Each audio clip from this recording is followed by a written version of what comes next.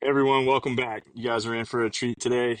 We got Paul Bertrand joining us again. Paul's a firefighter with the City of Fresno Fire Department. Him and I did a podcast probably 6, 8 months ago, something like that. We just wanted to reconnect and get the three of us. So this is Shane. Eric's here with us as well as Paul. So we're just gonna kind of do a recap, catch up with each other, see what's happening. We were just talking before we started the podcast, and Paulie's coming up on his 1 year since he Yeah, started this whole journey. yeah, So, 1 year. what's Yeah, been going on, Paulie? Yeah, it's been a whirlwind. It's been kind of a fun, crazy uh, learning year uh, of of kind of new beginnings and fresh starts, and yeah, it's been great. I know. What's going on, everybody? This is Eric. As we were talking before the podcast, Paul, there was a lot of stuff that you were. I was like, oh man, the podcast isn't even started yet, and we got to Yeah, save some of this stuff, right?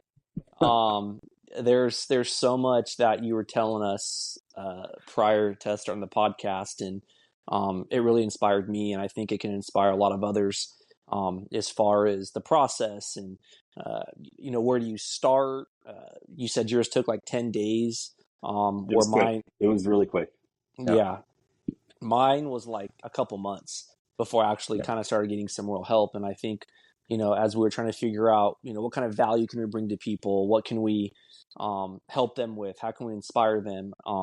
yeah, And there's something you said. It's like, first of all, Shane says this, you got to care, but it's like you actually have to want to change, right? You have to yeah, want the help. And that's something that you were saying. So why would you say that? yeah. It's kind of weird because you come to a point where it becomes not sustainable with whatever action it is or thing that you're doing or not doing. It's such a slow burn that you don't see it coming. And when someone asks you, hey, how you doing? We're really great at fixing ourselves or fixing other people's emergencies, but we're not so great at ours. And it doesn't have to be so much on the mental health side. It could be a lot of things. It could be, a financial difficulty. It could be spousal stuff. It could be, or a substance abuse stuff. All this stuff is it's the band-aid that gets you through to the next day. Um, but how do you get that person to, actually go, oh, what, I could probably work on myself and get a little bit of help, or even when someone's in crisis. Like, I was very lucky. It was only 10 days for me, and the hardest part was making that phone call saying, hey, I do need some help, and this is what I'm doing is not sustainable, and I'm willing to seek some help. But it also has to fall on that person's shoulders to want to get the help and want to do the work. And that's, other folks have, like you said, it could take days, weeks, months before you even get pointed in the right direction. And even sometimes that direction may not be the correct direction. But how do we get those folks when you're in a crisis? That's way too long. And, I even had a doc that I had to go to before I got approved to go to the Center of Excellence. And, she straight up told me, oh, well, just stop being a fireman. Just quit. Just I don't Yeah. know what the problem is. Just stop being a fireman. And after 24 years of doing this, I that wasn't an option. That wasn't something I was willing to give up. I just knew I wanted some help kind of unpacking some of the stuff that I'd been carrying around that I didn't know I was for so long. It's such a slow burn, and that snowball just kind of gathers more and more, and you don't realize it till you're in it. And then once you're in it, you're stuck. So it's getting those folks that may be stuck, they just don't know it yet, and what therapies are available to them.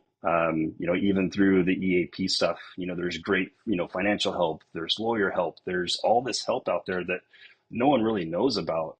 And they're looking for someone to call, and they're looking for some direction in that crisis mode, and really having the resources available for those folks. Like, hey, what's going on? Oh, you have this going on?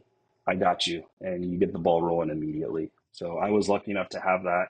I know others weren't, and their experience it's excruciating to hear about it. And you hear about the stuff that they went through. But At the end of the day, they got the help. They're working on themselves, and they're figuring it out. Everyone's path was a little bit different to get there, but uh, I was lucky enough to have it be pretty quick for me. So how do we Y- capture those folks that, it may not be so quick for, or before they have to wait weeks, months to see someone? How do we get them in, somewhere, or get pointed in the right direction, say within 24 hours? yeah. So, There's something else you said. It's like, um, when Shane and I were, started this podcast, and when Shane went to the COE and kind of did his little path, and then was talking to me about it, and then he was excited and he wanted to tell his friends and stuff like that. He came to you, and mhm. you told me this before the podcast. You're like, "Hey, Shane, that's awesome, bro. That's awesome. You got your thing. I don't Yep. really need that right now, but when the time came, like you were talking about, right? Who did you go to? Because now you were the Yep. person that needed some help, huh? Because at that moment, Mm-hmm. just like me, um, uh, you don't know you need the help, but once you hit that moment of like, oh dang, I need some help. What do I do? There's that little voice in the back of your head of like, well, there's something this person said, or that podcast said, or Yeah. my buddy at the job said this. I'm going to kind Yeah. of dive into that a little bit more, and that's how it was for you, right? Mm-hmm. Yep. Yep. And Shane and I we never text. I mean, we weren't really, we didn't really have a friendship. We worked with each other before, and, we always had a great time. And, especially when he was going through drill school for the second time. And, it was a really great experience getting to work with him. But yeah, we were never really close, but he was one of the first phone calls I made when I knew something wasn't right and I needed to fix it. Yeah, he was right there, and forever grateful for that too. But not everyone has that. The cards just lined up, and all the holes on the Swiss cheese just lined up perfect, and it worked out. But um, let's get others there too. Yeah, I honestly, that's new to me. I didn't know that until you said that, Paul. I thought you Yeah, and Shane were just kind of buddies, right? And that's pretty cool. How something like that can create a new type of deeper relationship or friendship. And I think when you go through these things in life, right, the challenges of life and the hurdles, if you're willing to see them through and actually work on them, yeah, you see life in a different way, and people that yeah, you never were really close with or didn't have anything really in common with, you some of those gaps get closed. And even like with you, Paul, I didn't know you until about a year ago or something like that. yeah. And that connection was kind of made. And Shane's like, yeah, he's also got a whiskey company. I was like, hell yeah, hell yeah, I love some whiskey, right? And you're a drummer, so that's cool. Yeah. And so, right, there's just different things you learn about people, and it's like I've actually never met you in person, but we just built a connection through texting and just through the journeys of life and just the general respect of, um, being firemen in busy departments, and just realizing like, hey man, we're not here to pity ourselves. We're here to like get some help and fix it, right? And face Yep. those demons, and not it be a pity party or poor me thing, but it's like, hey, let's get around some guys that care, and Mm-hmm. let's figure this out, right? Because I think mental health, brain health, um, I feel like sometimes this stuff can get misconstrued, and like we were talking about earlier, it's, oh, let's just sit around the fire and sing kumbaya and cry our sorrows away, and that, I feel like that, right? Oh, the world sucks and all this happened to me. It's like that's not what we're talking about here. It's like, hey, let's figure this out, right? Let's get Yeah. our brothers and sisters a path to healing, and it's not easy. And I think where people Right. think it's going to be easy, it's not. It's actually very difficult when you're facing your demons and you're hitting stuff head on and really Yep. putting yourself out there, like we're doing in a podcast. Hey, check it out. We're going to put our Yeah. dirty baggage out there and let Yeah. people judge the crap out of us, right? Yeah, it is, and I do think it's kind of somewhat generational too, because being in my 40s, it's really, my generation coming up, it was, hey, you rub dirt on it. We don't talk about our feelings. You carry on, you get the job done, and you pack up and you do it again. Like there was no, you know, was kumbaya and like, hey, let's talk about our feelings. No, that wasn't even part of the equation. And I think the younger generation definitely has a much better connection with kind of their feelings, and they're more open to talk about their experiences than guys like, us that are 20 plus years. Um, we're very much hey, you got to have an arm falling off to call in sick to work, you know? Um, so I don't know. That's just kind of something that I've noticed. The younger generation's definitely a lot more in tune with that than maybe some of us older folks are. You said, I think so too. It's something I've definitely learned for sure. You're like, your arm falling off. We just had Shane and our buddy, Javen. I don't know if you heard about the Ontario fireman that just died. Um, Mm-hmm. Javen Settles used to work for FDNY. We were litter mates at Long Beach. When I left Wow. Long Beach, he left Ontario a couple years later, and I told Shane, I was like, man, I wish I would have done a little bit better. Maybe like Javen, right? Maybe could have that sand or those wounds. I didn't. I wish I could have covered them up a little bit easier. And then Shane said something. He's like, "What, to a place of heart attack?" Right. So it's like Yeah. you talk about an arm, right? You're like, hey, when an arm's falling off, but it's like it can take your life if you don't do these things. It can damage. You can go to suicide, right? Yep. And I think when you notice these triggers or you notice these things, yeah, you gotta wipe your wound off and do things right. But certain things, if your arm's broken or if your back's hurt or something, those things take more extensive healing modalities, like a surgery, right? Mm-hmm. But you can't just get over that. You have to fix it. And I think that's like with the brain or with some of these things. I know my mindset was completely different just a couple of years ago to where it is now. It's like, no, this is going to be like a little mini surgery. You're going to have to go Mm-hmm. into your brain and start reconnecting all these things and pathways and treatment modalities to really get your brain to fire correctly. Um, and I think like what you said, Paul, it's the younger generation definitely has I feel like they do. Maybe we all have our opinions, right? We have ones that are older than us. Oh, this generation, they don't know what it's like to get hard work or blah blah blah. But it's Mm-hmm. like, hey, um, we're all learning, we're all figuring it out, Mm-hmm. right? With And, with and whatever. and that their feelings are valid too. Yeah, yeah. Yeah, I think we've talked about some of that stuff, all of us, between uh, doing a better job when you enter the fire service, about setting a foundation for you are going to change. The job is going to change you. So coming in as a young 21-year-old, you're bulletproof, you can fly, you're not afraid of anything. Last thing on your mind is retirement, making it safely to the end of your career. Yeah. You just want to run through walls and kick ass, right? And Mm-hmm. you don't, it's not going to happen to me. I don't, you know, I'm not like that. I want to be here. So having that ability to early on lay a foundation with these guys and girls is going to help them do better in their career, to realize that they need to have a better work-life balance. Mm-hmm. And that's something we didn't have access to.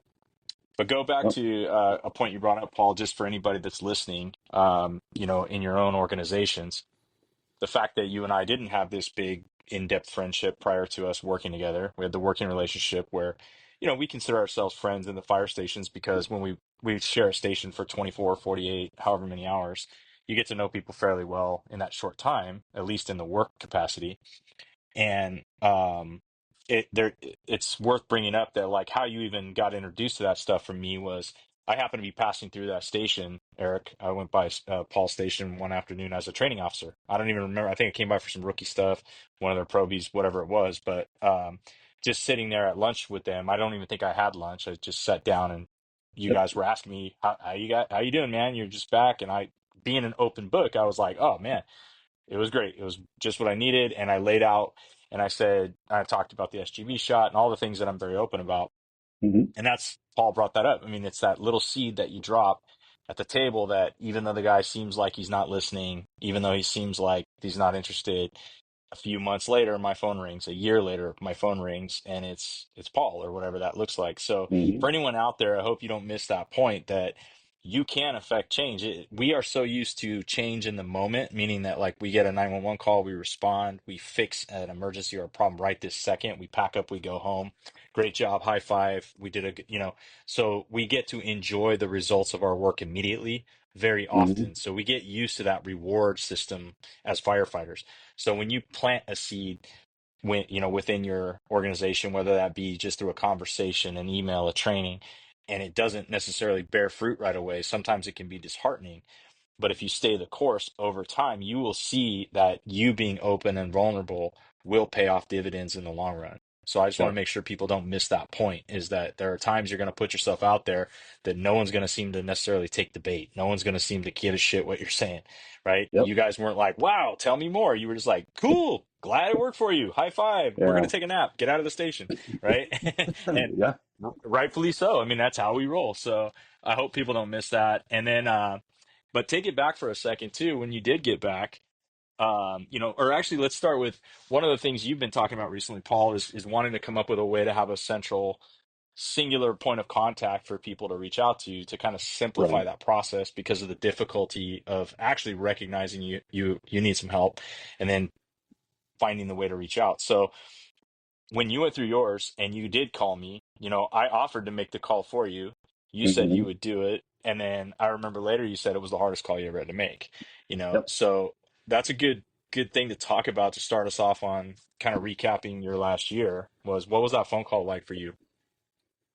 Um, Talking to the wife when I was kind of deep in the crisis, telling her that something's got to change. I can't keep living like this. That was the hard conversation too. Was to actually have that conversation with your loved one and being vulnerable. That was probably the hardest thing I've ever had to do, is to completely own all the screw ups. To own the behavior, and to come clean with it. And same thing with the department call.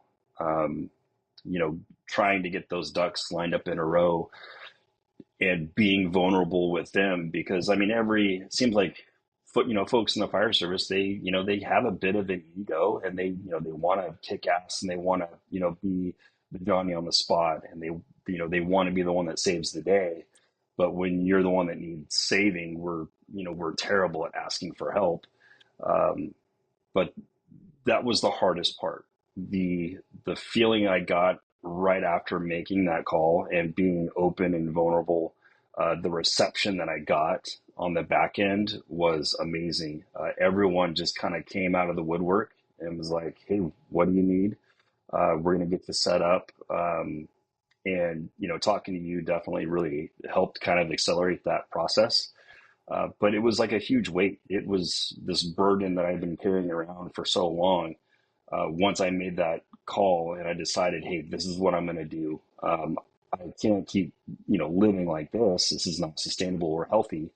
Um, Making that call and getting the wheels in motion was the best feeling that I have had. And making that call and starting that process was just like, cool. Okay, my hands are free. I can hand this off. And it was kind of like one of those, hey, Jesus, take the wheel. And it was like, hey, this is now on somebody else. I can just now worry about, hey, it's out there. The wheels are in motion. We're gonna get help. This is actually gonna happen. We're gonna figure our stuff out.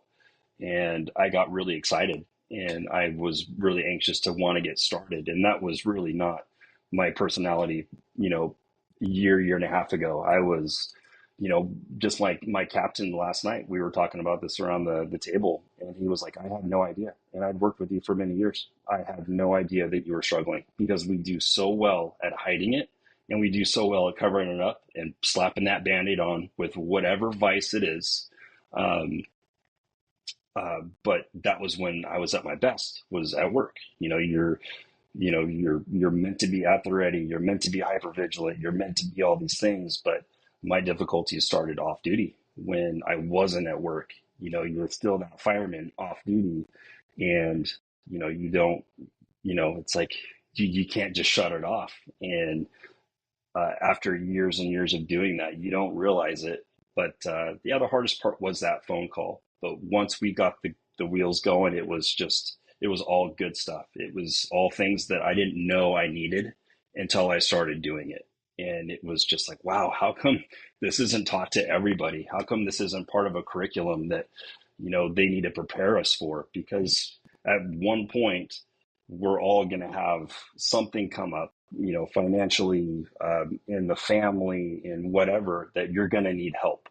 And it's going to be something that you can't handle by yourself. And all too often, we're too good and we're too quick to run to something that's that quick fix, that band-aid that's not necessarily healthy for us. But we do it because it scratches that itch. Um, Well, I know, like we talked in our last podcast that you and I did at my office way back a few months back. We kind of talked about your process at the COE and how that all went, mhm. but you kind of had a unique situation after we talked where you kind of had a lull in after you returned from home, right? It wasn't all roses. You kind of had to realize that you maybe came back to work too fast and stuff. Yep. So shed some light on that for anybody that's listening as to the fact that like we do this to ourselves as firefighters. We think, cool, got it done, and we get right back into the charge, right? Yep. And if you go 100%. back to our podcast, you'll hear me say to you, you know, so when do you want to slow down a little bit? And you came right back at me with, you got to challenge yourself. You got to keep Yep. pushing yourself. And I was like, right on, brother. I get it. Okay. But Okay. yeah, walk us through what that looked like for you. They do a really good job there of telling you that, don't be in a rush to get back. Take your time. You're going to be raw. You're going to be feeling all these things that you're not really used to feeling, or even have the experience to process them yet. And I think I pissed off my clinician because she asked me, "Hey, how do you plan on using your tools when you get back?" And I'm like, "I don't know." She was like, "Well, what do you mean you don't know?" I'm like, "Well, I haven't been exposed to them, so I don't know how I'm gonna feel when I get back or when I'm faced with that challenge. I don't know. Uh, I got to live it." Um, but coming back, you definitely have that feeling like you're on a high, right? You've got some things figured out. You're feeling better. You're more mentally sharp, um, and you kind of want to almost change the world and kind of scream it from the mountaintops, right? And you don't realize how raw you still kind of are until you are trying to help other people out, and then you're trying to give them the advice, and you're laying out all your vulnerabilities for them, like what worked for you, what didn't, and you kind of maybe go in too much detail, um, and then for them to just kind of go, okay, yeah, cool, thanks. And you end up putting yourself out there a little bit too much, and you get heartbroken, right? You get let down. And it just got to a point where I'm like, man, what am I doing here? No one's listening. No one cares. And now I just stay put, just stay quiet about it. But it's mainly, it doesn't matter about, anybody else. It's just you. You're there to work and worry about you. And I've never really put myself first. We're fixers, right? We want to help everyone else but ourselves. And that was a really tough one because it really made me sit back and reflect on, hey, it's okay to say no. It's okay to turn things down. It's okay to have healthy boundaries. It's okay to eliminate people that are cancerous in your life. It's okay to keep that circle small. It, you don't have to worry so much about others' potential needs that they don't even know about. Um, just worrying about having to relearn, worrying about just me and me being comfortable with myself first. And I really needed to learn that because I came back so raw, just ready to go, let's change the world. And that's definitely not how it works. It's very much a self reflective and self work that you put, it's just your work. And I jumped in way too fast and I went back to work way too fast. And immediately after, a month of being back on the job, and I think once I got back, I think I only took a month off, and then I was right back on the floor at the busy station, running the same type of calls that I hated running. Um, and I immediately went right back to that same thought process of, man, I hate being here. I hate the clientele. I hate the calls. And I knew that was not healthy. It's like, okay, I need to step back and really reevaluate because all that stuff went just right out the window.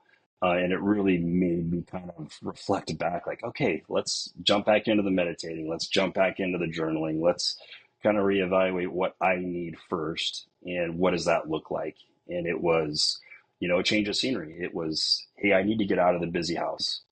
Let's make that happen. And you set those goals, you set those boundaries, and you adhere to them. And that's what I did. I moved out to a very slow station, and the sleep has been great. The calls have been much different, and it was exactly what I needed. But it's not what everyone wants to do or hear. Like, oh, you need to slow down. You need to go and sit at a retirement station, and that was not me.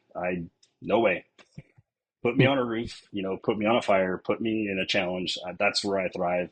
And being out here was not in the cards for me, but it was the best thing that I ever did for myself.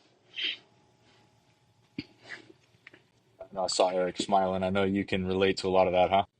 Yeah, man, it's crazy because this is the first time, Paul, I've heard some of this stuff, right? And I think I'll tell this to Shane. It's like, my path has definitely led to a different type of work now, but if I would have gotten the help like you did, I think I would have been, even without all the stuff, without the SGB and stuff like that, what you did is what I did, like without the shot. And you get all this help, and it's like, oh, I'm doing the meditation, the journaling. Oh, Eric's got to meditate. Eric's got to journal. It's like, no, but really, this is going to help me. Like, I need to do this. And I think the same thing happened with me. And it was like 8 months. And then I went back, and it was like, running calls, running fires, doing rescues, doing all that kind of stuff. And I was right back in the same boat. Like, I did, like, no work was even done. And I'm like, what the heck happened, right? And so taking that time for yourself, it's very hard, man. Anyone listening, Yep. especially for us, because the first thing you wanted to do was help others. That's what Yep. we do, right? We Yep. want to help others because that's a good thing. That's not bad, right? But Mm-hmm. what's also good is to be like, you know what? That's not my responsibility right now. My responsibility is, work on myself, go to work and do my job. I got to do my job, but it's like, I Yep. don't need to fix everybody. They are not on the Mm-hmm. same time frame I am in right now. Not your responsibility. Yep. And that's hard because you care, right? You see Yep. some of your other buddies suffering. You see them on calls. You hear how they talk. You're around you're at the kitchen table, and you just see things differently, and you just want to be like, but hey, try this, and it's like, but then that can irritate them.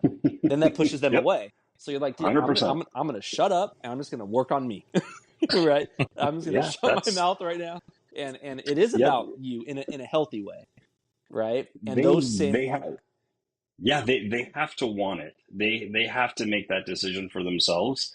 And the great thing is you get to worry about just you. You don't have to it's kind of hard to, to put yourself in that position, but really, because you know what? Nobody cares that you meditate. Nobody cares that you journal. They don't give two craps what you're Yep. doing. They don't care.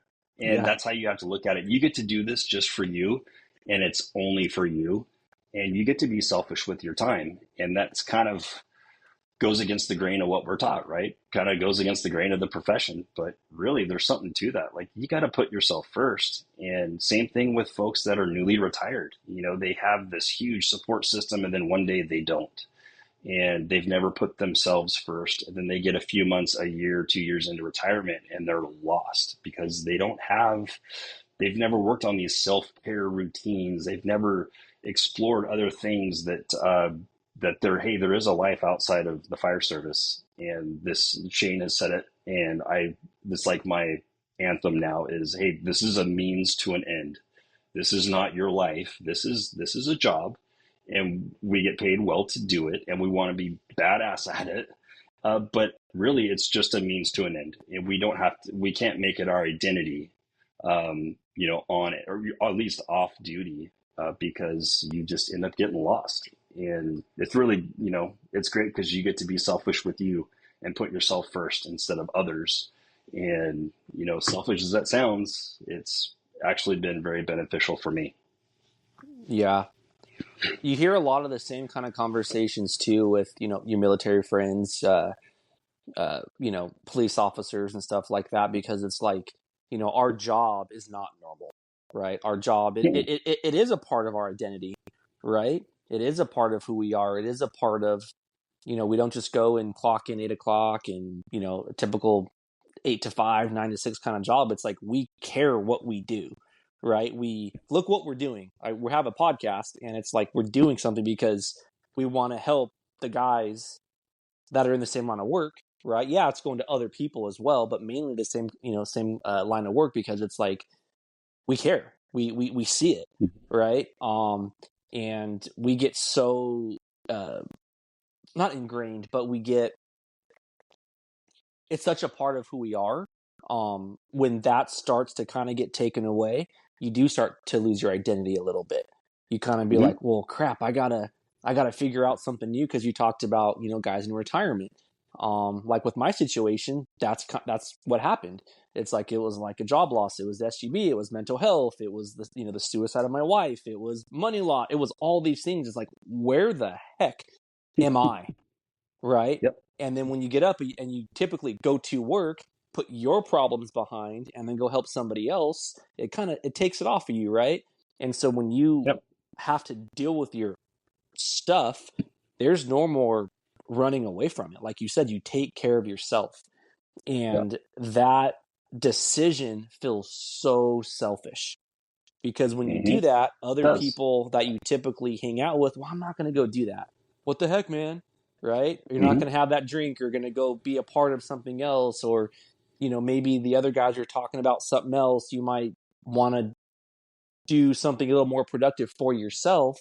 That can be that's a fine line at the station too, right? Because you Mm-hmm. can't be like, we have this term at Long Beach, an IGMA foo. I'm sure, I don't know, does Fresno or Santa Maria have that? Like, I got mine FU kind of thing, right?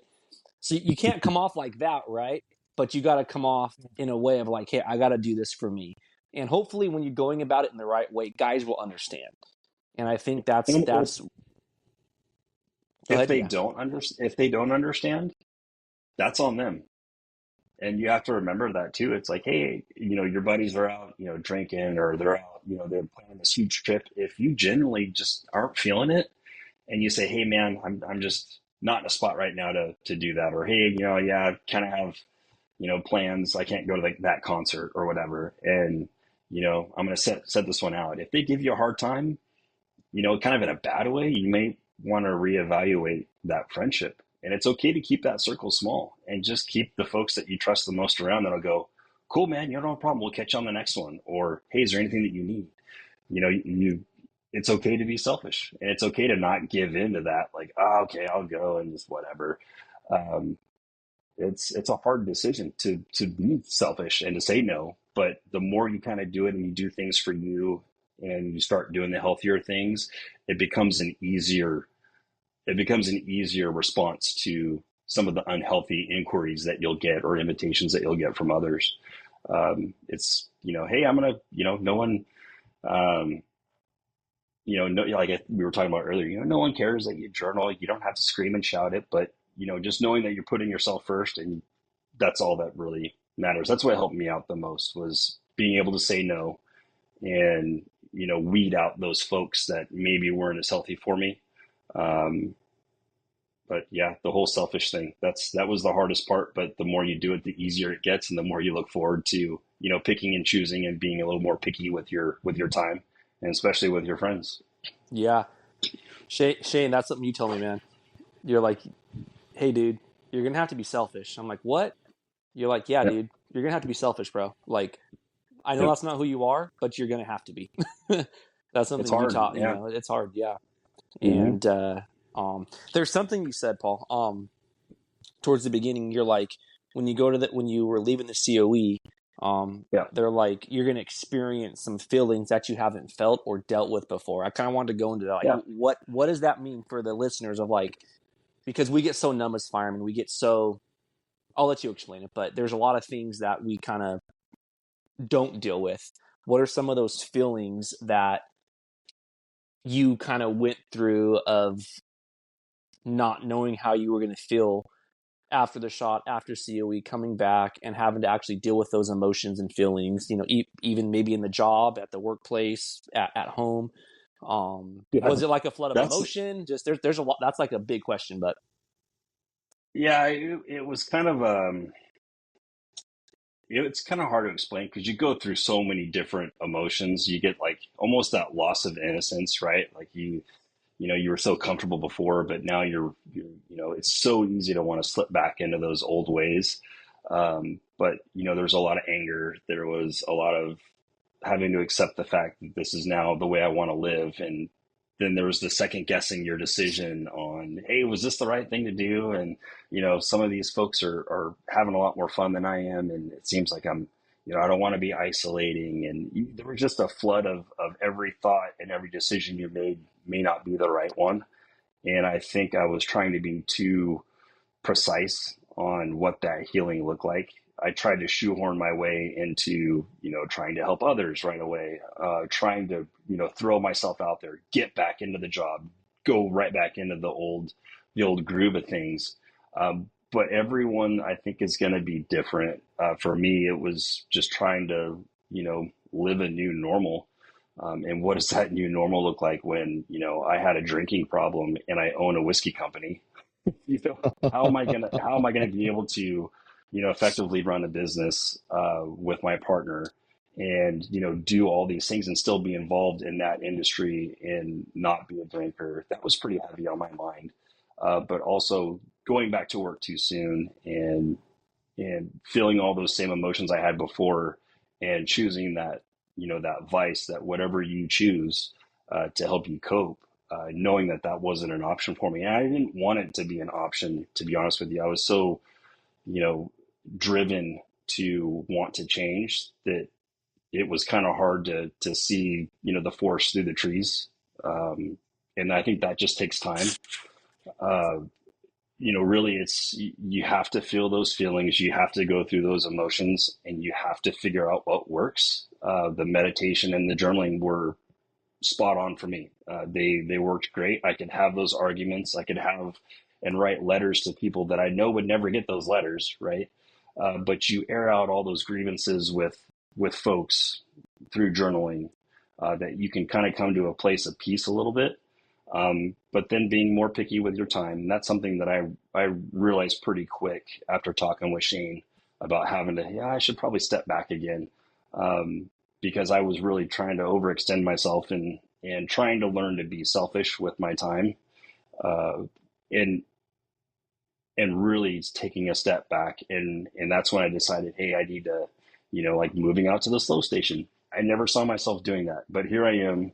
We've run 2 calls in 2 days, and it's not where I definitely see myself right now. I mean, maybe in the future I'll re-engage, but it was something that I knew I had to do, and I knew it wasn't what I wanted, but I knew it's what I needed to do, was to really slow down, reevaluate, and let's just take everything slower and worry about me. Like, yeah, I would love to be downtown with my friends. We're gonna have a great time. We're gonna, kick ass. Um, and I'm still second guessing that decision sometimes, but at the same time, I know this is what's right for me. I'm still a work in progress myself, and I'm still trying to figure out those emotions. But as time goes on, it's easier to say no, and it's easier to say yes, and it's easier to commit to things. And it's the more you kind of deep dive into that whole self care and therapeutic measures, whether it is the SGB, whether it is EMDR, and I did extensive EMDR after getting back. I did extensive EMDR while I was at the COE, at the Center of Excellence. And then knowing that I did overextend myself, I went right back into it, and we did another deep dive, and we kept working on it. And really, it's an individual basis. Everyone's going to be different. You're going to feel a lot of things. You're going to feel uncomfortable. You're going to feel all the emotions, and trying to learn how to cope with those healthy, or in a healthy manner, was something that I really needed to relearn. Starting this job at 18 years old, that was something that was never taught. Like, hey, it's okay to talk about this. It's okay to talk about that. And I would just start talking about that with folks around here at work, and they would go, you know what? Yeah, you're right. I've kind of kind of that way too. And then it opens the door and you start talking. But you got to let it happen organically, and you can't try to force anything. And I think I was. You get back, you want to change the world, you want to scream and shout it. But again, not everyone wants to hear it. But you just have to start learning how to be okay with just being okay with you and putting yourself first. And that's what I learned the most through all the hardships and the relearning of, being disappointed and not drinking, and being happy and not drinking, and doing all these things. And as time goes on, it gets better and better and better. Uh, but folks have to want to do that. And just like when Shane came and talked to us, I wasn't there. I wasn't ready. I knew I was deep in it, but I didn't really recognize it until others were pointing it out to me. That, hey, it's not sustainable. But you have to have a willing participant, and you have to be willing to want to do the work on you. Otherwise, if you're voluntold to be anywhere or to seek help, you're not going to put 100% into it. You have to kind of want to work on yourself and reevaluate your life and your decisions. And, I'm just glad I found it when I did, but just be prepared that when you do work with the therapist or with whatever modality you choose, to be 100% in it and trust it and put that work in and actually do it, because you can't half-ass it, and you're not going to get anything out of it if you do that. And I think on one of your earlier podcasts, Eric, you were talking about how they made you do all those retests, and you're like, oh yeah, I can easily pencil whip these things. I've done so many of these tests before. I know exactly what to say on these evaluations. And once you really become truthful with that, and you take it serious, and you go, you know what, let's actually answer these things truthfully and not just BS my way through it. Like, it's so easy to do. You find out that, hey, I could probably work on some stuff, but how do we get to those folks that do need the help, that don't know they're in it yet, but maybe kind of nudge them back on the path of, hey man, this is what's available, and if you got questions, let me know.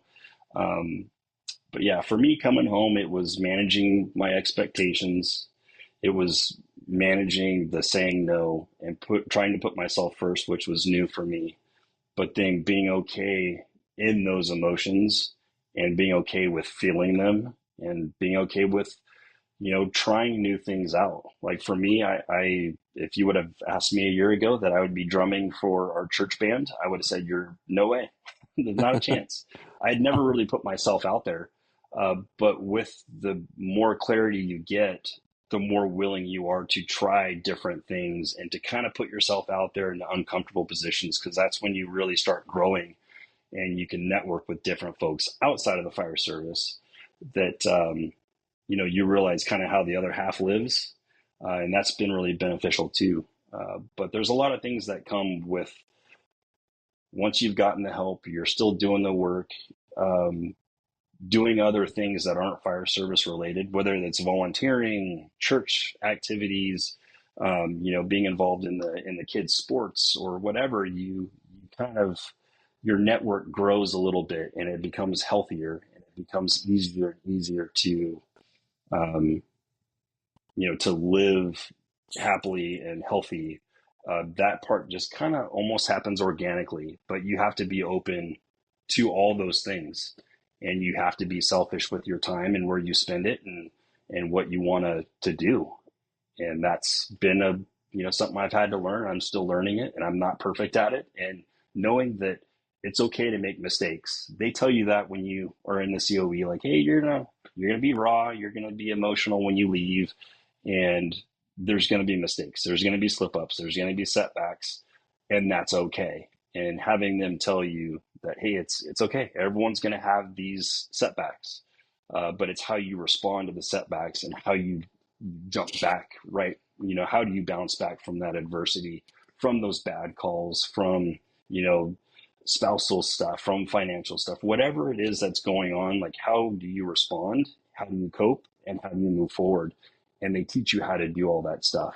And that's stuff that you do unpack, and you unload it all, and you kind of rewire your brain on how you respond to a lot of this stuff. And, I I couldn't imagine where I'd be without it. Probably still miserable, still just at the busy station, cussing out everyone, and being not pleasant to be around. But um, it does get easier. But at the end of the day, you gotta have to want it, and you've got to get those folks that are willing to put in that work, because it's definitely worth it. I was definitely one of those guys that, no way, that's not for me. I'm not a touchy feely guy, but I didn't realize until I actually experienced it, and it was, life changing. Yeah, there's something you just said. It's like we think that is normal, right? Because when you're in a busy Hmm. station, we are tired. We want to be those badasses, right? We want to be like, oh, we're running, 15, 20, 25 calls a shift and doing the fires and doing this and doing that. But in your system inside is tired. We think it's natural Hmm. to be doing all the energy drinks and, uh, you know, coffee all day long and just yeah, doing that stuff, and just then you end up becoming this ball of just anger, Yep. and we think it's normal because everybody on the crew is the same way. We all get along. Yep. We're all talking about the same Yep. stuff. We're all, doing the same kind of thing. We're all mother effing this, Yep. mother effing that, and we think that's Yep. normal because Hmm. but it's not, right? No, And that's hard. there. That's really hard to see, bro. That's really hard to be like, okay, I'm gonna take a step Yeah. back, you know, uh, and Yeah. reevaluate. That's Yeah, hard. and even before going to COE, that some of the things that I noticed in the months leading up to it were I couldn't shut that part of my brain off. And shout out to Dr. Shauna Springer, because I think she nails the nail right on the head about the whole hypervigilance. And that was me before I even knew what that really kind of meant. I was just walking around off duty like a coiled spring. I was ready to snap at any time, and I couldn't sleep. There'd be days where I would be up at 2 or 3 in the morning, and I would just be pacing. I would be pacing my living room and my kitchen, and I would just be pacing the house and the property, and I'd look out and I would look at everything but nothing at the same time. Just so wound up and could not calm down. But then at work, that's how you kind of have to be, right? You have to be ready. Your showers aren't as long. The cooking becomes a chore because you're interrupted, and you're constantly in that fight or flight state. That when you get home after years and years of doing this, you don't realize how much your brain changes and your sleep sucks, and you end up becoming this wound up super angry or isolated individual that you don't even really recognize. I didn't recognize myself. I knew it something needed to change. That I'd be sitting there pacing, and I'd kind of come to and go, what am I doing? Like, why am I sitting here pacing at 3 o'clock in the morning? I should be asleep. But my brain just wouldn't shut off. And that was one of the things that I noticed. It was like, okay, something is not right. It needs to get fixed, but I don't know how to fix it. I don't know where to go. And then slowly and surely, the talks that Shane had, I was like, oh yeah, that's right. There's something to that. Um, but it has to happen for each person. They have to come to that realization. Otherwise, we're good at fixing our own. And that was one of the things that really kind of stuck out to me too. Was I was leaning pretty heavily on the drinking and the isolating, and really just having a hard time shutting my brain off from work mode. Um, but yeah, listening to Dr. Shauna Springer and reading her books, so much of it resonated with. And I think all of us are all kind of the same. We're all wired the same. Um, that trying to shut work off sometimes is pretty tough. Trying to avoid crowds, or busy places, or even a trip to the hardware store becomes a chore, and you just don't want to deal with public. You just kind of want to be away from it all. um, and it is such a slow burn. I didn't see it coming until I was deep in it, and it was almost too late. It's it That's I, go yeah, I go ahead, love Shane. I love hearing all this, Paulie. Just, Eric and I talk a lot about a lot of these things, and I mean, what I hear from everything you're saying is just it's like true growth, man. You've really broken through to that next chapter, I think. to wherever that's going to lead you. And you said a lot of stuff in there that's really, I hope people are listening intently, because there's a lot of really good nuggets in there. Things like, you can always go back to the busy stations. That perspective is a healthy, important one to have. You're not Hmm. you're not retired, you're not at the dinosaur station, you're not checked out, you're not irrelevant anymore. Right. You guys could catch a fire right now, you'd still be able to kick ass as a firefighter right now. Yep. And Hmm. in a year, 2 years, 3 years, you want to draw back, that option's going to be there for you. So the important takeaway for people is that change isn't permanent. A lot of us are afraid that when we make a change, we can never go back to how, quote unquote, how it was. Well, how it was wasn't working for you. It wasn't working for me. It wasn't working for Eric. But what you can do is, in the future, you can go back to a version of what it was like, but you're a better version of yourself. You're more educated. You're more able to Yep. thrive in that environment. And that's a healthy perspective to have for anybody out there that's struggling. Another thing that you talked about, and Eric kind of talked earlier about it, is that judgment of others, and just like when he was saying, the guys that don't want to hear it, I don't want to deal with that. And I said, no, those are the guys that need to hear it the most, but they don't Yep. have to act on it. And that's fine. You had an experience when you came back where somebody made a comment to you that really pissed you off about your experience at the COE, and it didn't take too long after that for that person to come to you asking for help, right? Hmm. And that's what we say. These people that are the perceived tough guys, or who try to put on that aura of being the tough guy, are oftentimes the ones that need it the most. As I was talking, Hmm. or as you guys were talking, I was thinking about that conversation I had with you and your crew, prior Hmm. to you even calling me. A lot of what I was saying was not you were probably the last guy at that table I was even directing any of it at, because I didn't, and I'm pretty sure your wheelman was more or less who I was kind of hinting Uh-huh. towards, because I love Yep. that big ogre. And but yeah, I mean, I think he definitely, I was hoping, hey, hearing it from me, maybe he'd take a listen. um so that goes back to, you never know who's in earshot in your orbit, and the comments that you make can make an impact on people. So just some random thoughts I've had as you guys have been talking about this, and it's great to hear your perspective. And I know it parallels a lot of what I went through, what Eric went through, just in our own versions. Um, but take it a step further now with that healthy perspective you have now on the idea of who you are now, who you're becoming, and how change is not as scary, right?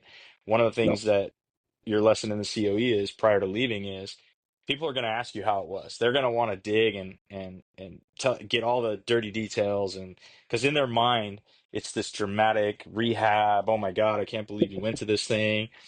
And No. they tell you over there, they're very clear, Eric. I don't know if I ever told you this, but like a lot of clinicians tell you, all you need to say to them is, it was exactly what I needed.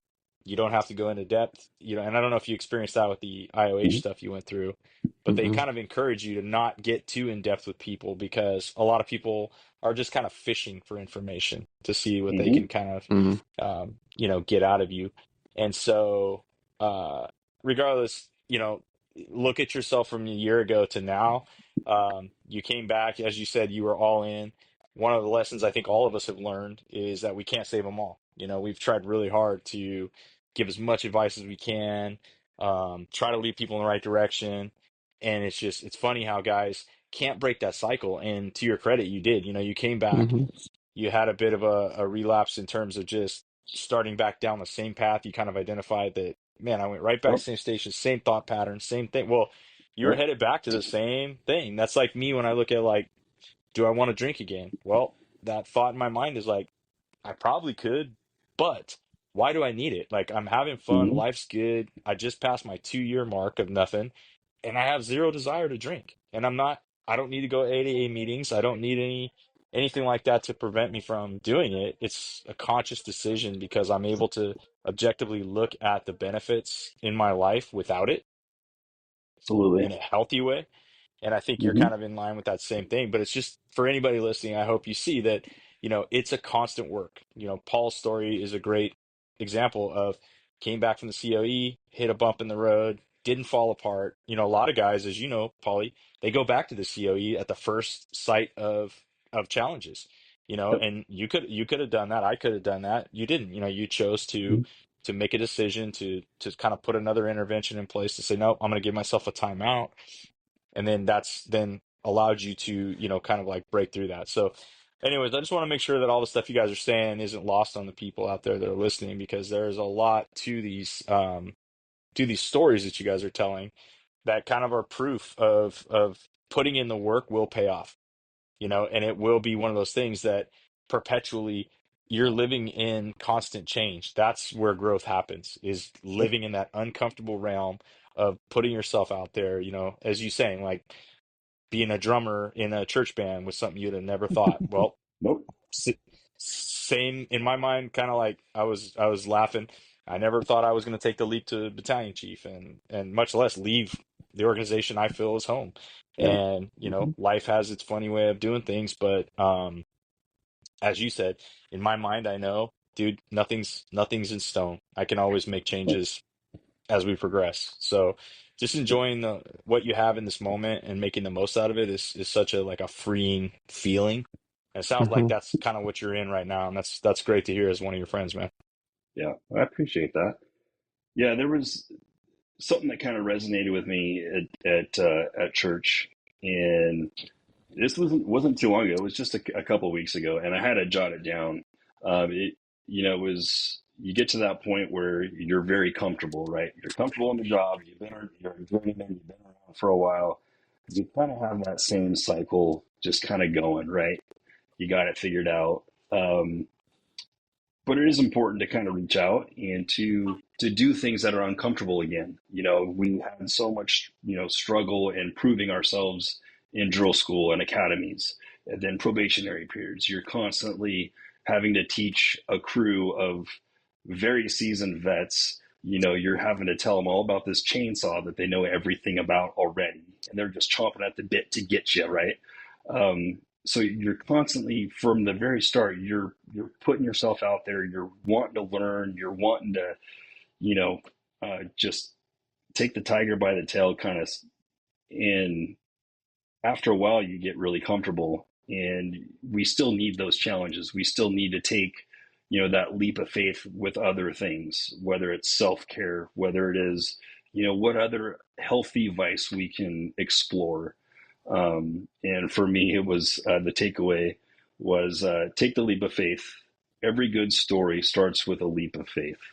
When you realize you need help with something, the hardest part is asking for that help. That is the leap. Asking for help is that leap.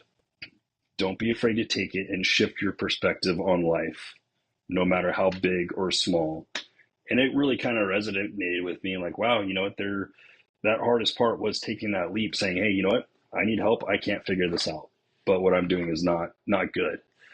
Um, and putting yourself out there again, that maybe not fire service related, or maybe it is fire service related, being involved with teaching, being on the cadre for teaching an academy, or shifting your perspective on what your life looks like in the fire service.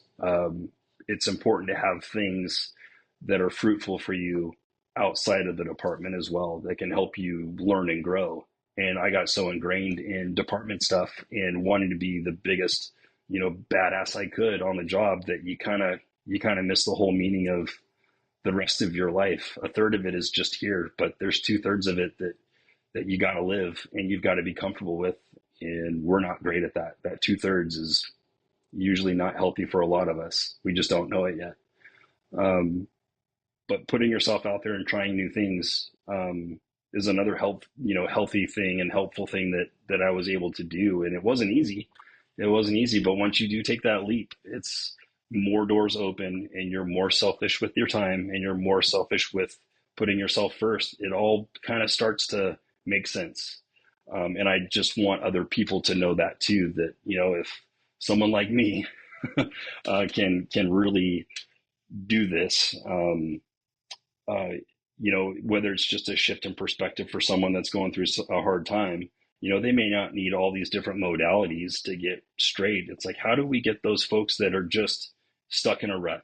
And how do you help them change that perspective and take that leap, and to reinstill the faith that they, have faith in yourself, man. You can do this, and, kind of being their cheerleader, so to speak. But, just put yourself first and really explore other interests, and and take the leap, go for it. There's something, there's a lot you said, but I'm sorry, I'm kind of rambling. I no, no, apologize. no, no, no, I love it all, man. There's what it did to me, Paul, is it's like calling myself out. There, I went through a couple stages. There was a stage of I knew I needed help, and I was asking for help, but no one knew how to help, and then it went deeper and deeper and Yep. deeper. So Yep. then it was like a few years later that I just started to build this. Screw it, it is what it is, right?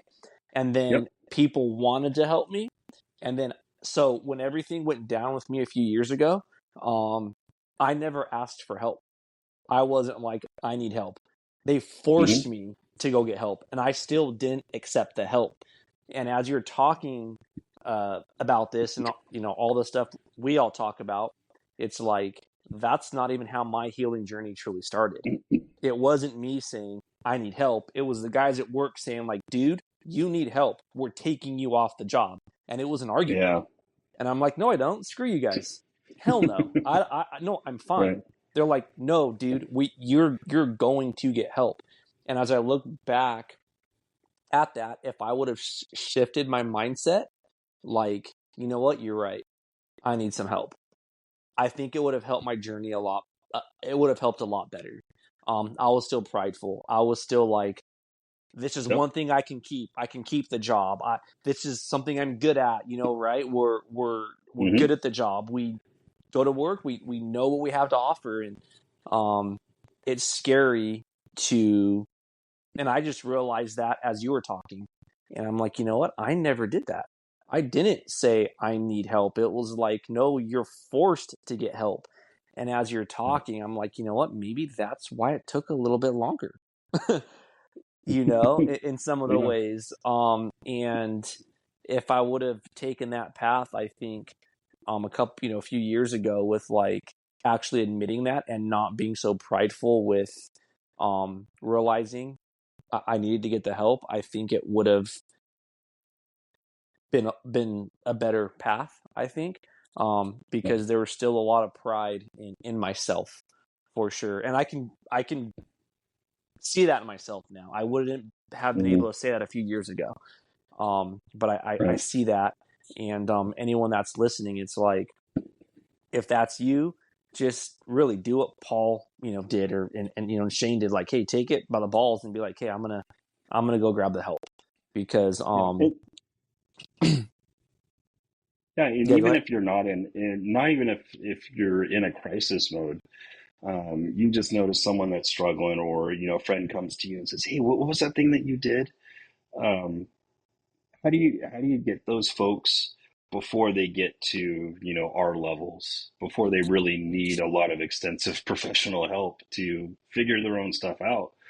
How do you get them? Does that look like a curriculum in the academy, like, hey, this is an awesome job, you're going to do great stuff, but there's a life outside of here. And then also like a mid-career check-in, where you really have the ability to talk to folks and say, hey, how's things going? You're mid-career, and then even right before retirement, how do you set those folks up for success? Because it wasn't something that was ever taught to us, how to deal with these off-duty emotions or even on-duty emotions. But how do we direct those folks that are kind of in a funk, but not that bad, and they kind of still have a handle on their stuff? How do you direct them to those modalities of therapy that will be beneficial, that maybe might turn that light on, go, oh yeah, there's something to this, and have a healthier fire service to where not everything is all of a sudden they're in crisis. How do we put something together or communicate this? And that's another big one, is communication. We're really bad at it. At least I am. If you talk to my wife, I'm a horrible communicator. Uh, but it's I think it's so important for folks in the fire service to know that, hey, everyone's going to have something come up. We're not immune to it, whether it's a bad call, whether it's a bad fire, whether it's a line of duty death, whether it's financial or marital or whatever problems. They're going to hit you eventually. But how do we capture those folks and say, hey, if you're in this, here's what you can do, and make it a quick fix or a quick realignment, where they don't get stuck for years and years in that same cycle to where it becomes a crisis. That's ultimately kind of what I want to really get out there. It's like, hey, let's tell these folks that there is therapies available that, you know, that work really great. That, you know, once you're willing to you know, bite it off and really kind of put in the work, there's things that you can do that are a lot less evasive than having to take a trip around the U.S. for, you know, a month and a half, to really have the hard reset, which I had to do. But, you know, how do we get those folks that are just kind of stuck, and really help them redirect themselves? Because, yeah, none of us are immune to it. Something's going to affect us in some way or another. But how do we bounce back and bounce back healthier, making better choices, and putting our priorities more in line, you know, with your own moral compass? Yeah, I think it's like early recognition, right? You talk about it in Yeah, like all the classes, we right? And got it. Yeah. there's actually a few people I talked to at the college, and these people have talked to me, and we've talked about the SGB shot, we've talked about things, and I think people, or the general census of what I'm hearing is like, don't get help till you need it. There's a few people that they've come up to me and being like, well, I don't think I need the SGB, or I don't, you know, my family and friends are saying this, but it's like, if you're thinking that and you can see it in their energy, it's kind of like, well, why not just nip it in the butt now? Go get that, go exactly what you're saying, like get it before the crisis happens, right? Mm-hmm. Yep. Because it ain't fun. It's gonna be. It's like if you're that hole's Yeah. already dug, it's going deeper and deeper and Yeah. deeper. That ladder you're gonna have to build to get out of the hole is gonna be a lot harder. So it's like, you know, work on it before it's too, you know, not too late, or it's too late, but work on it sooner than later. And I think Yeah. there definitely are some people out there that might not feel like they're struggling, but they notice something is off. That's good. Yeah. If you're in Right. tune with yourself, it's like, yeah, go figure it out. Like reach out to somebody, or like you said, do that mental check-in, or you know, middle of your career check-in. Shane and I have noticed this. It's like once you get to that like 8 to 10 year mark, we're noticing a lot of guys are getting burnt out. It's kind of like, oh, Yep. this or that. They're just getting super negative. It's like maybe that's Mm-hmm. around the time. And that can be department dependent too as well. Like your culture, you know, you're at a Yeah. busy place or a slower place, Yep. right? But a lot of these Mm-hmm. ones we're talking to are like at busier places. And it's like that, yeah, 7, 8, 10 year mark, somewhere around there, where they're just like, you see the personality shift and the change, Yeah. more of like the job isn't as new as it used to be. They've done the fires, they've done the cool stuff, they've accomplished some of their goals, and that newness is worn off. Now they're getting into that stage of like lack of sleep's getting them, the marriage is getting them, the alcohol's kind of getting there, all these things. So it's like maybe do a Yep. check in then, right? Let's check in Mm-hmm. and just kind of see what's going down. And it doesn't have to be extensive. It's like do a quick check in, Yeah. just realign yourself real quick. Do what you need to do, and figure it out, Yeah. because yeah, And really, really, the great thing is you get these people early enough and tell them, hey, there's these things available. They can go and seek all that stuff without anybody else knowing. It's just for them. They don't have to cry for help. They don't have to make the phone call. This is something they can do just for themselves. And knowing that, you know, you be in this job long enough, everyone's going to need to talk to somebody. But knowing that that therapist or that modality can help you unpack the stuff you didn't know you even needed unpacking, and will help shift your perspective. That was something I was never, I was never like, hey, you're going to tell me I'm going to get therapy? Yeah, whatever, go shove it. That was not me. That was not how I grew up. But going through it and realizing, wow, there is really a lot of stuff I need to unpack and I need to work through. And this is causing, you know, X, Y, and Z on the back end. Like this, oh, this is why I'm so angry, or this is why I'm so short, or this is why I'm so hyper vigilant. You start kind of learning the patterns that you start seeing, and you can kind of connect the dots. And it's something I didn't know I needed until I started doing it. And that's what, you know, we need to tell folks. It's like, hey, you don't have to go to these drastic measures. It could be, you know, just going once a week and talking to someone and telling them, about your last week or the last year, or getting them caught up and helping. They just help you unpack all that stuff. It's not really, that whole kumbaya hand holding. It's really just having somebody professionally help you unpack and reorganize. And it's been extremely beneficial for me. But how do we get guys okay with that? And you don't have to tell everyone your business. If you're going and seeing someone or talking to someone, or you go and get the shot, you did that just for you, and you're being selfish. And you don't have to divulge all your information to anybody. You go and you do the stuff for you. And if you're worried about what people think, you're like, oh, that person's doing this or doing that, they're just weak and they're whatever. Nope, quite the opposite. That's the reception I thought I was going to get, was, oh, you went to COE and you're doing all this stuff and you must be really screwed up. And it's like, well, that's, you know, I hate to disagree with you, but that's for them to worry about. If they want to feel that way about me, then they're more than welcome to feel that way. But ultimately, you just put yourself first, and you want to be the best version of you that you can be.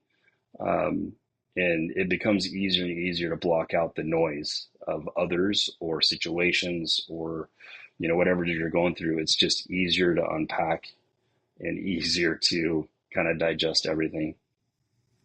Yeah. Well, I think it's like your question about, how do we do this? How do we reach people? And I think what we're doing right now is what we do. And that is, these types of open conversations where we have the credibility of legitimate fire departments, legitimate careers. We're not just talking out of turn in that realm. And we're Yep. also sharing our own stories in different ways. And this goes back to the whole concept behind the Rick team mindset of, that sort of action when needed, not as a reactionary force, but, you know, almost like in place, ready to take action prior to the catastrophic situations that potentially happen. So if we build a good Rick mindset in our people, if we take it in a structure fire mentality, a good RIC team is outside softening the building, multiple ladders on the building, doing everything they can to, enhance the safety of the crews operating interior. And a lot of the crews inside don't even know what's going on. They can't even appreciate all the good work that RIC team is doing. So Mhm. even though right now it sometimes feels like you're not getting through to people, what we're doing through these types of conversations and these podcasts and classes and curriculum is we are softening up the buildings that a lot of people who are interior don't even know what we're doing, but it's going to enhance their safety in the long run. It's going to give them more viable exits. It's going to improve their survivability without them even knowing the effort that's going in. So to Right. me, that's what we do is what we're doing, which is giving the parts of ourselves that we can, keeping that balance to where our own health and our own families are the priority, but when we're able to give back, when we're able to have these hour and a half, 2 hour conversations, share some stories, some insight between us. We're not doctors trying to give specific guidance or direction or tell people to take this medicine or the SGB shot. We're not advocating that everybody go get this. We're Yeah. talking about things that we have real, true experience with. So that's my opinion about like how do we do that? Because there's a million phone numbers on the wall. There's a million programs, and there's therapists, clinicians. I mean, hell, you can call the COE; they'll talk to you all night. We know that. So I think that just building a tribe of like-minded people who look at this whole problem from the same perspective as one of the things that people don't understand about the magic of the COE, the Center of Excellence, is that when you get there, Paulie, the magic is what? You find out that there's 60 other people in that place that are just Yeah. like you, Yep. right? And you're We're all the like, same. I'm not alone. This is this. Wow, I've had those thoughts. Yep. I didn't think anybody else thought like me. And then you find Yep. out, well, I'm maybe not as unique as mom told me I was, right? You're not special. We're all the same, right? So, but there's a funny magic to that because that's what, as humans, that's what, tend your brain tends to gravitate towards is looking for like-minded people. You want to adapt and belong to something greater than yourself. And I just think that's the magic of the COE, and we can replicate that to a certain degree within our own organizations and our own tribes. Yep. Is Yep. is that by having these conversations, like I did at that table at lunch, not even Yep. knowing you were even ever going to be impacted by it. I was softening Yep. up that building for you, and you found an Hmm. exit because of me being willing to say that. And I'm not trying to claim credit for it. I'm just saying simply that that's to me what I've seen work the most with firemen. Because coming at you, as you said, just, hey, Paulie, you need to go do this and you need to go do that. You'd have been like, hey, bro, Paxan, I'm good. Just because you had to do Yep. this doesn't mean I need it. I mean, it's the mentality we all have. So as soon as we realize, like, Hmm. no, we're all in the same boat. We're at various degrees. And I love your idea of like a mid-career check-in.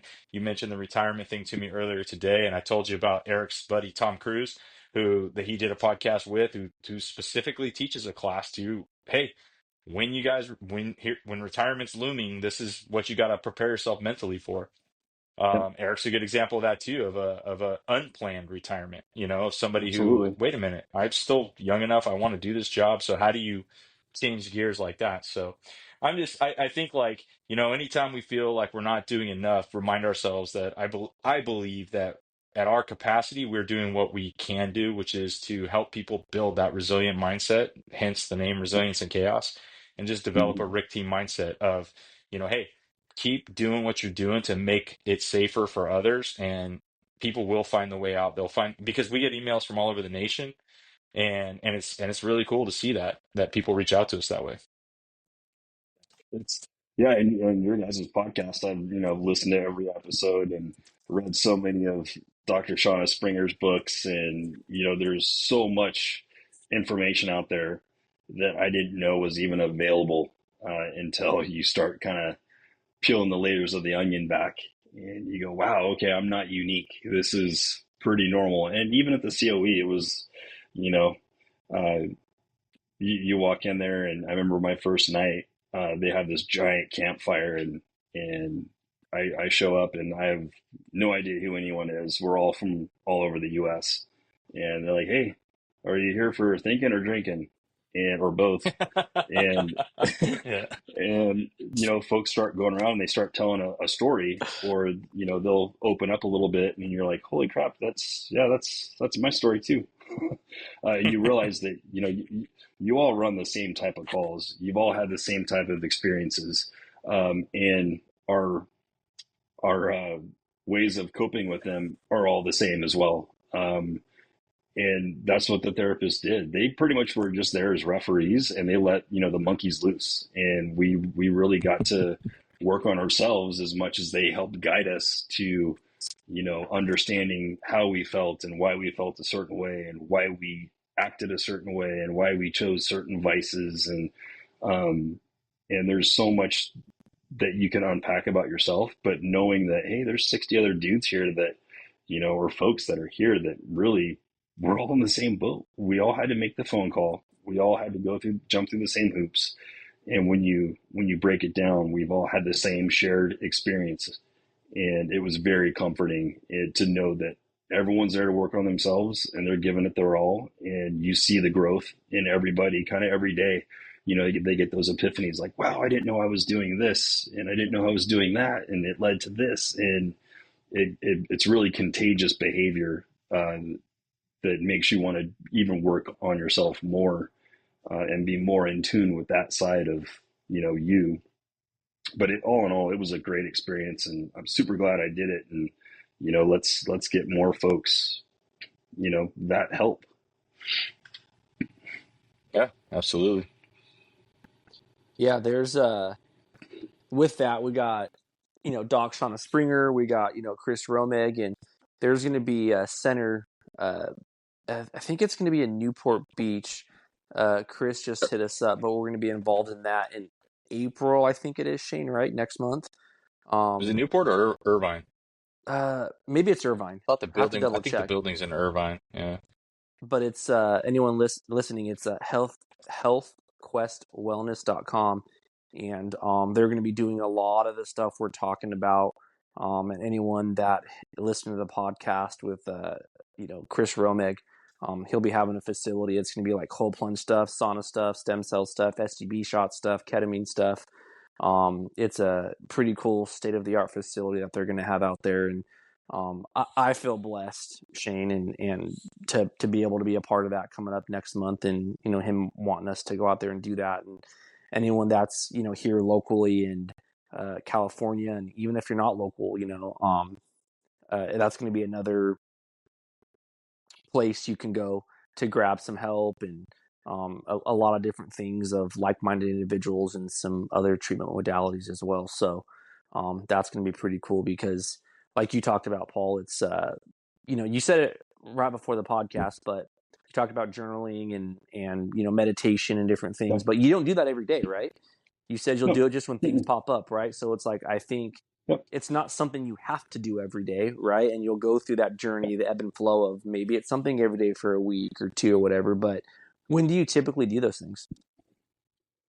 Typically it's like the end of the day, or if something pops up, and it's not one of those dear diary, kind of things. It's, it could be bullet points like, hey, what went good today? What went bad? How can I change it? What would I do different? You have those arguments with yourself on paper. So whenever you feel like you're in that, things aren't going well, when, a project you're working on is, you're on your eighth trip to Lowe's and you're already pissed, and get those things out. That's where I really feel that the writing is beneficial. And yeah, it's not every day. I don't think I've journaled in several weeks, but it's also kind of a testament on how you're able to bounce back, and you've built your resiliency so much that you don't have to rely on those tools, and those tools being the journaling, being the reading whatever, doing the saunas, doing the, it's not something that you have to go, oh my gosh, if I missed a day, that's the worst. It's whenever you feel like it. It's great to have a routine and a schedule, but at the same time, it's okay to be flexible with it and know when you need to do it, and recognize that. And that's what kind of gets easier and easier as time goes on. You are better at handling those little controversies, and you're able to process it much better, that you don't have to lean on those tools every single day. It just gets easier and easier. And before long, the little things aren't big problems. The big problems are easily solved, easily mitigated, and it just becomes much easier. But knowing that, hey, that journaling is great when you have those shower thoughts and you're just going, man, I should have said this, or I could have said that, and you have all those arguments in your head, and then it keeps you up at night, like worrying about X, Y, and Z. You can have those worries on paper, and there's something about it. As soon as it's on paper and it's out, it's gone. And I didn't know that was even a thing until I started doing it. And it was every single day while I was at the Center of Excellence, I journaled. And it would be page after page of just word vomit just coming out of my brain. Um, but it was something that I didn't realize was therapeutic, and it worked. It really clicked. Another thing that we started doing a few months, probably 6 months ago, was doing our sauna, and just a cheap one off Amazon. It's kind of funny because it's one of those pop up tents where your head sticks out of it, so you look like a Oompa Loompa. But you don't realize how good that is for you, and your body will tell you when you need to do those things, like, oh, it's time to hop in the sauna, or hey, you should probably journal about that. But not, also knowing it can be flexible. You don't have to be so regimented with it. It's take it at your own pace, put yourself first. And if you feel like you got to do it, do it. If you feel like you don't need it, move on. You've been able to successfully accomplish and mitigate whatever's been going on, that you don't have to rely on those tools. It's heavy. Yeah, no, I think that is a key point. It's pretty cool to hear you explain this stuff, how you do, because it's you're hitting that old saying nail on the head, man. You're hitting all those little key points, and I think everyone needs to realize that it's like it is that all the tools are there when you need them. Yep. But Yep. if you don't know the difference between a framer's hammer, a ball peen hammer, different types of hammers, how do you know how to use them, right? You're not going to be using the Yep. same hammer for every job, right? So it's like Yep. I think that's a big thing for people to know. It's like these tools are there when you need them, but you have to start. You have to research them. You have to start using them, and then when you need to use them, then you pull them out and use it. Yep. I think, right? Yep. So a lot A of good good points, example man. for that too is like last week. I didn't tell you this yet, Paulie. We haven't really talked, but I was up in El Dorado Hills at the chief officer class, and I text Eric already about it, but I was due I was in a kind of a bougie area. I was really upscale, and I was training at the El Dorado Hills training facility. And I would get back to my hotel, and right next door was this really cool kind of wellness center. Um, and I went in there just to see what they do, and a lot of their thing was they had an infrared sauna in there. They had red light therapy, that IV therapy. So I'd actually been feeling kind of shitty because the week before I'd been kind of on a travel sprint all the month of February taking classes, and I'd like hardly been at home, and I just ground down from the road and stuff. So I flu season and all that. I rarely get sick, but I had this little like weird stomach thing going on for about a day and a half. And so, I mean, I've been drinking water and doing electrolytes and all that, but I still felt just off, you know? And I looked at their Mhm. brochure and I'm like, oh, you know what? Dude, I know IVs are good for you, as far as fluid replacement and stuff, but they offered like glutathione and high dose vitamin C and, some B12 and, what was it? Vitamin B complex and all this other, just this whole cocktail of stuff. And I was like, you know Yeah. what? I'm just going to do it. Why not? So I do it. And then one of the girls comes in when I do my IV, and she's got these leg compression sleeves they put over your legs, and then it runs off this machine that like compresses and decompresses across your thigh and your calf and all that stuff. Well, I'm just Yeah. like, what is this for? And this is after they give me the little warm neck wrap, and give me a coconut water and all this stuff, and I'm laughing to myself like, man, I'm fully embracing this. And she's like, sir, would you like these compression leggings? And I'm like, well, I don't know. Do you recommend them? And she's like, Let's do it. yeah, absolutely. And I'm Why like, well, not? then, yeah, I got an IV in my arm. Why not put compression sleeves on my legs? What could go wrong? And Right. so she does, and yeah, they do their thing. And I get done with it, and I was like, all right, cool. Now, obviously, right after the IV therapy, it's not like you feel it right away. It takes 24 to 48 hours. But as I got done with that, I go back up to the deal and I'm paying, and I see this little brochure, and it's the cryogenic chamber that they have there also. So they have a cryogenic machine, and it does negative 220 degrees. You can go up to a maximum of 3.5 minutes, and I do the cold plunge just like you guys and whatever, and so. I'm like, hey, how much does it cost? So they work out a deal for me that I could come back the next day, do cryo in the afternoon at my lunch hour, come back after class, and I can do sauna. Send it, let's go. So the next day I come Awesome. back, Right. they're like, how long do you want to do? And I'm like, and I'm thinking, dude, because yeah, I'm like, because they're like, yeah, beginners, you start 1 minute, you do this.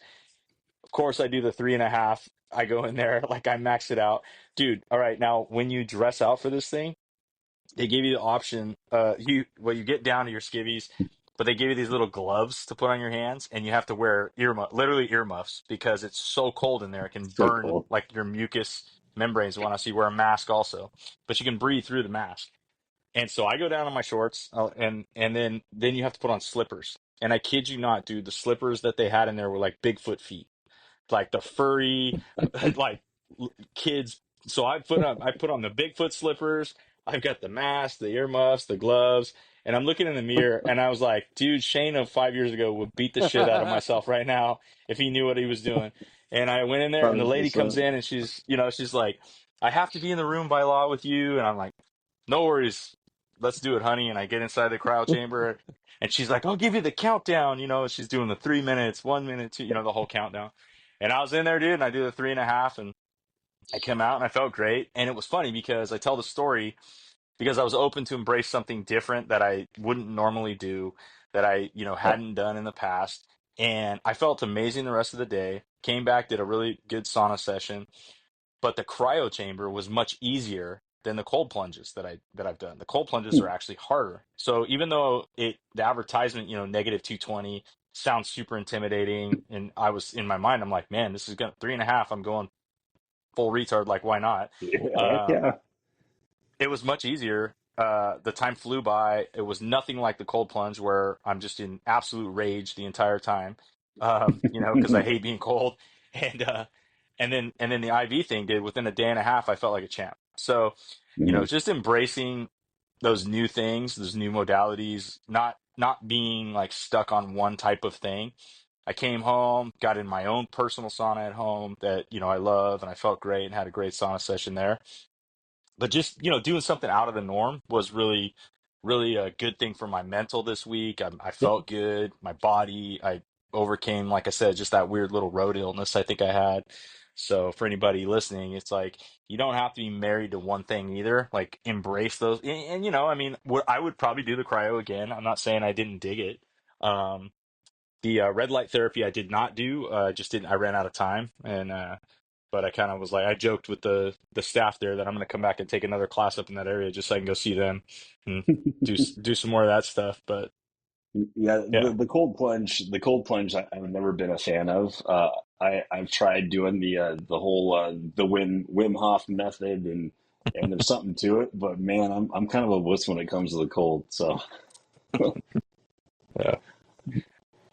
Well, yeah. Eric's got it lined up for us to have a podcast with some dudes that like have a cold plunge machine. So I'm looking forward to that podcast, and I'm eventually going to get one as well for my backyard because I do a lot of Wim Hof stuff, and I actually, well, that was an interesting thing too because I thought that would really help me in the cryo, but it was really hard to get the rhythm of the breathing in there because it was so Hmm. cold, and it replicates like I think the one that I was in, it said.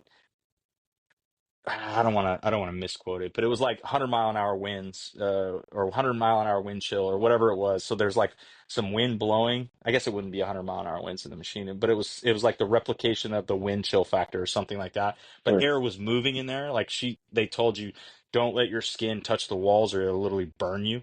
So I was like, oh, Wow. good to know. And I'm not exactly a big dude, but standing there, I was just kind of like, okay, don't touch the walls, you That's know. So so I didn't move, and I'm sitting there trying to breathe the Wim Hof breathing, but I couldn't really get the rhythm down. It was kind of wild. Yeah. And at the very, very end, I felt one of my eyes, I must have had a tiny bit of moisture near my eyelids and my eyelashes because it started freezing my eyelashes together at the very end of Wow. it. Yeah, but Yeah. it was a trip, but I would do it again. And anyways, it's just something to think about for people. Is there's so much cool stuff out there. And just one little correction, go back from earlier, you were right, Eric. I looked up Chris's site. It is Newport Beach. I thought originally his plan was to be in Irvine, but it looks like the current website lists their address in Newport Beach. So Okay. you can look it up online and you can see they offer a lot of stuff in there. Man, I didn't even realize he was doing stem cells and all the other stuff Hmm. too that goes along with it. But Yeah. we know there's a lot of good stuff there. So, Yeah. anyways, Yeah, that cryo, man, I want to try that. I love cold plunges. So I was a wuss with water for a very long time. Like I hated cold water, and it's kind of like one of those things I fell in love with. I'm like, I hated it so much. Now it's been like no, get it colder. You ain't gonna control me. Like I'm gonna you little cold water. No, hell no. Nope. Get it colder, right? And so like now it's like It's a in mental cold. game for me. Yes, ain't cold. Now I honestly I do it every time I'm home. I do it for 3 to 5 minutes every day I'm home. Sometimes twice a day, and I get and I have it set to 35, and it's the first 10, 15 seconds. It sucks, but I've grown to love it. It's just like it's awesome. And I've been staying at the fire stations up in the high desert with my buddies, and they got some not the filtration system cold plunges, but just a regular tub with ice. And it's been pretty cool because I just do my thing when I'm there. They got saunas as well at the stations, and so I'll set the sauna and I'll get the cold plunge, and it's been pretty cool because now a lot of the other guys have been following suit. I've just been doing my thing, like, you know what, man, hey, leave the sauna on. I'm gonna hop in there. You know what, the cold plunge, I'm gonna do it in the morning with you too. I'm like, hell yeah. So these guys have been kind of just hopping on the bandwagon. I haven't forced anybody. I just do my thing, and the past few times they've been doing it as well, and it's been pretty fun. It's been pretty cool. After dinner, all of us have been kind of just taking our turn in the sauna, and then the cold plunges, and it's like those things are there to use, and I think more fire departments are getting into that side of it with getting saunas and Hmm. the cold plunges. And it's like, Long Beach has purchased the RevX, is a company we're going to be doing the podcast with, and Long Beach just purchased a cold plunge system for each of their stations. And those things aren't cheap. You're looking at over a couple grand for each cold plunge system. And they just purchased, each station got one, and it's like, utilize those things. whether it's an actual system or it's just a tub and ice, or you have the sauna. Like Shane and I got I think I sent you the message from some of my LA County Fire buddies. They've got some of the stations are getting the cold plunges as well, and also the saunas, and just utilize that stuff. Like you said, it's not, you don't have to do the cold plunge, you don't have to do the sauna, but it's like these things are out there, and just try it. Just try it, and it's just more like have fun with it, right? Do something that's a little different. I think we are just trained to be uncomfortable in getting up at night, going in the fires, and doing these things. But it's like we are trained so good in being uncomfortable in those situations to bring order to chaos.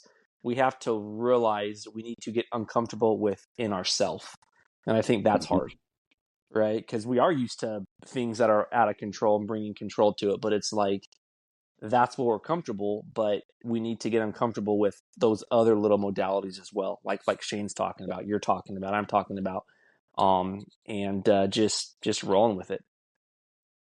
Yeah. But Cool, guys. It's been yeah, good catching up. Let's do this Yeah, again for sure. soon, hopefully more often. I know that Paul's working on some curriculum. We've been working on curriculum, Eric. Um, I've almost got the Red Helmet building ready to go in Fresno, so we can use that facility. So once we are ready to put on some courses, we can kind of like advertise out and see if we want to get some people involved and kind of do some trial and error stuff. But a lot of good things in the pipeline. yeah, Yeah, let's rock and roll. yeah. I know I finally got all my state Good. classes done too, so it's not just you by yourself anymore, Shane. All right, now It's now I'm a all state good, certified man. instructor as well, so it'll be good. We're But getting there. no, it was a great podcast, guys. I think there's a lot of valuable information that Paul, like you said, thanks for being open with it, bro. That's awesome, man. People need to hear it. They need to know that, hey, other folks have done it, and it works, and it's okay to do it. Yeah. Where can they reach you at? If anybody wants to get in contact with you, do you have like a personal email or anything that, do you have social media or anything, or just be like, don't contact me, just reach out to Shane and Eric?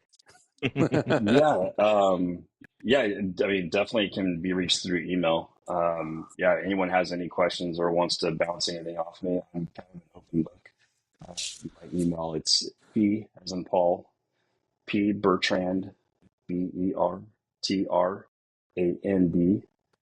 5579 at gmail.com.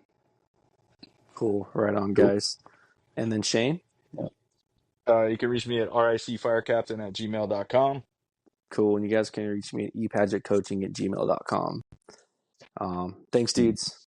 That was rad. Yeah. We'll catch Thank you. everyone. Yeah. We'll catch everyone on the next one. All right.